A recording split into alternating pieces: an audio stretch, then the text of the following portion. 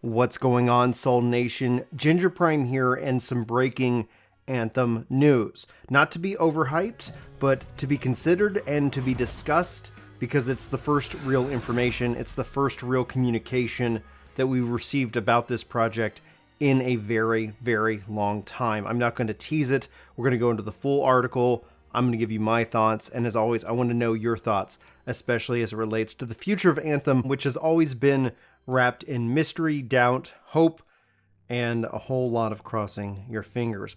But let's not delay this any further. This comes from Christian Daly, and he introduces himself. This is the first time I'm seeing any writings from him about this game, so it looks like we might have a new lead for this game itself. It says, "Hi all. My name is Christian, and I am the studio director for the BioWare Austin office that is leading the production of what we are exploring next, written in all caps, for Anthem. Nice to meet you.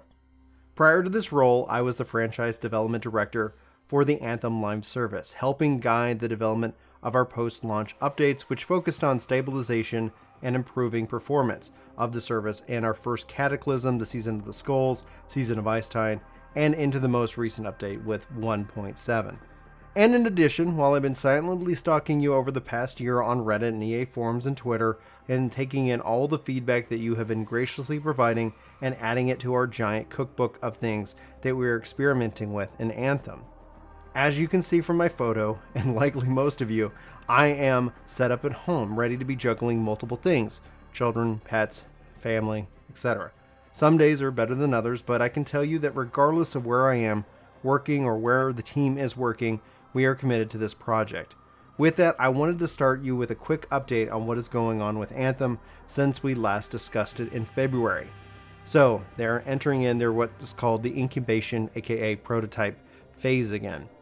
The Anthem incubation team has kicked off, and we are starting to validate our design hypothesis. Incubation is a term that we use internally.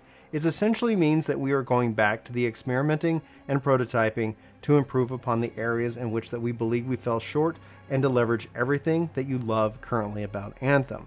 We are a small team, around 30-ish people, earning our way forward as we set out to hit our first major milestone goals. Spoiler, this is going to be a longer process. And yes, the team is small, and while we're at the point of this, it is to take our time to go back to the drawing board. And a small team gives us the agility a larger team cannot afford. We really want this experience to be different for the team and for our players. But we know we have some tough challenges to tackle. We want to include you as we go and be open and honest with where we are at and what our expectations are and where we are going. The reality is, you will see things that look awesome but end up on the cutting room floor. And you might see some things that suck, and you're going to feel like we're spending way too much time on them.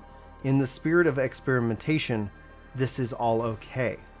We really want to provide you all the transparency we can because of our passion and your interest in Anthem. But with that, it comes with seeing how the sausage is made, which sometimes is not always pretty, by the way. So we want to start the conversation. We also want to start putting together pieces of some regular comms out there to everyone to show and talk about these changes and our progress. This blog is one example, but we also want to include you in more of the day-to-day and hopefully get you some real interactions with the team. These updates could come in the form of an ad hoc live stream or some cool concept art posted on social media, or the occasional feed of me curled up in a ball crying in the corner. We will get back to everyone on what our update cadence will look like soon as we start looping you into our progress. Now, we hope this finds you well. We have a great studio here in Austin working on Anthem and other cool projects, and shout out to the SOTOR team. And I'm proud of those folks that I spend time with. And in this physical distancing new world, the folks I spend time with on Zoom. I'm not here to overhype anything, but we do believe the changes we are making are the right ones, and we hope that you think so as well. But you might not, and that's okay too. This is the constructive criticism and feedback we need in either direction. I hope everyone is staying safe and focusing in on the things that matter most to you. As game developers, we're all very lucky for the job that we have and we get to do, and there's some real stuff going on out there and some real heroes looking out for the safety and well-being. Take care of yourselves and each other, and stay tuned as we kick off this, and we hope to hear and see from you as we go on this journey, stronger together. Sincerely, Christian.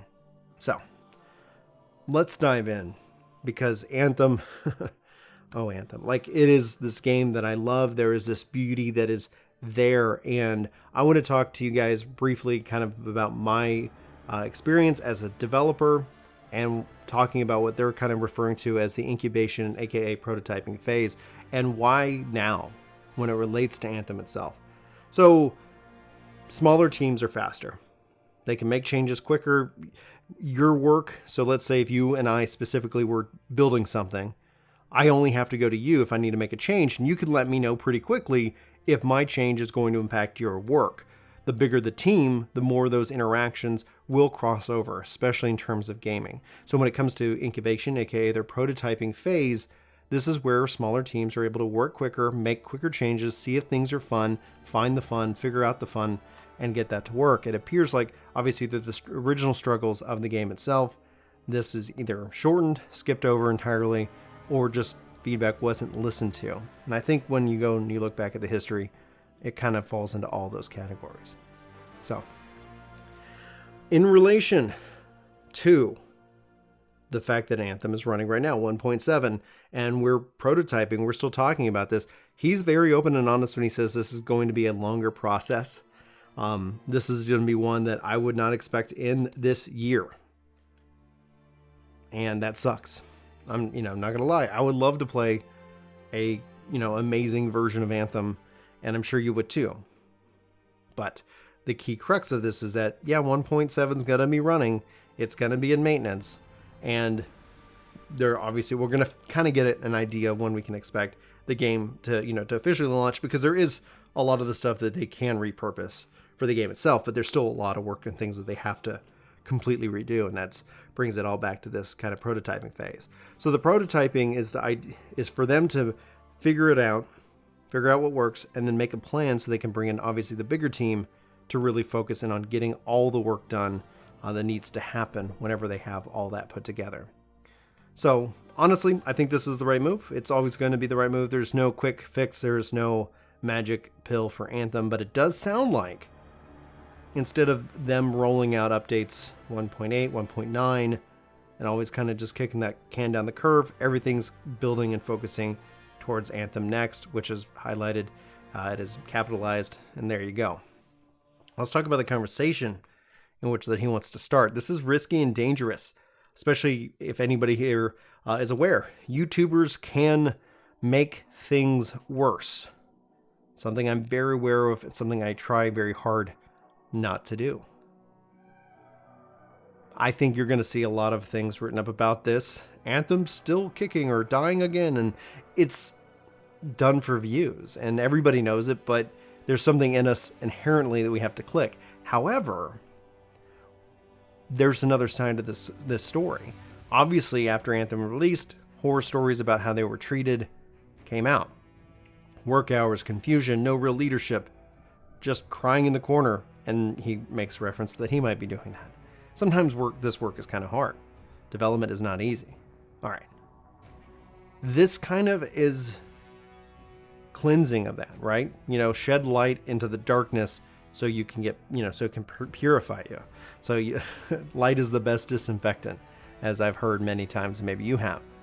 Them being open and honest about this communication is going to be great fodder for YouTubers hungry for a great video that you're going to watch and they're going to get paid on. At the same time, it's going to, if done right, if done right's the key thing, it's going to help restore the faith in the development team. If they're brutalizing these people, maybe we'll see that, and that's something that's going to turn game players off. But at the same time, they're going to be able to listen to us, and they're going to be able to explain that to us. And they're asking a lot of us in the sense that if we're seeing something awesome and it doesn't end up making it in the game, that's also going to be fodder. People are going to say, I was in for this feature and it's not there. I was in for this gun, but it's not there. All in all, there's still things we don't know. And I've talked about this in my Anthem Is It Is It Worth It Now video. And I think it is. If you can find it cheap, go nuts. They have some really good stuff with the javelins. Anyway, not going to rehash that video. But here at the end of the day, here at this point in this article, point in the history, we still do not know if our stuff carries forward. That's something I would say if Christian is perhaps listening to this video, and maybe I can find a way that he will. You gotta let us, people playing 1.7, know. I will not miss a week of that game. My phone's buzzing. I will not miss a week. Oh, no, it's not calling. That's Indiana. I was like, oh my God, Austin, Texas. No, I will not miss a week if my coin carries forward. If my emote, I mean, even if my coin and stuff doesn't carry forward, if my emotes and the different unlocks that would carry forward into Anthem Next, I wouldn't miss a week. I'd be making sure I hit some coin each and every week. I'd make it a part of my regular schedule. I love parts of this game so much that it's just so much fun. They really did a great job with Ice Tide. You don't have to believe me and you don't have to agree with me, but if they can sit here and say, why should I be playing today? And this is what's going to carry forward into the future. As soon as they can get that known, I think that's going to make all the difference in terms of just overall enjoyment. Because then I could sit down and tell you, hey, did you find it for free or $5 or $10?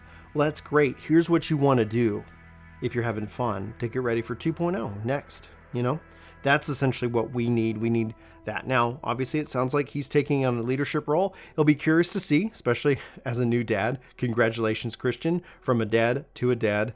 Yeah, that's epic. At the end of the day, what we need, is real leadership.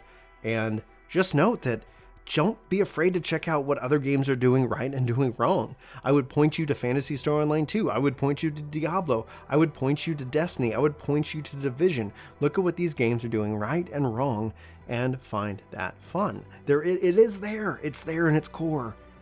Just chip away, refine, get this game as a great community. Bring us with crossplay. Deliver this drop-in and drop-out multiplayer.